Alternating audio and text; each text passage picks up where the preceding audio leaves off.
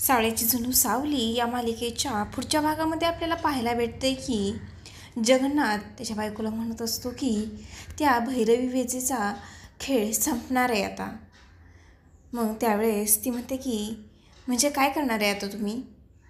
तेव्हा ते म्हणतात की गावात कार्यक्रम आहे आणि त्या कार्यक्रमाच्या तयारीसाठी संपूर्ण गाव येणार आहे आणि त्या गावकऱ्यांमध्ये आपली खास 2 माणसं आहेत.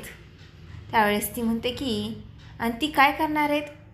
तर इकडे सावली गाडीतून आलेली असते, तिचं स्वागत करत असतात आणि ती गाडीतून उतरतानाच तरी ऐश्वर्या तिच्याकडे पाहून तोंड मुरगळत असते.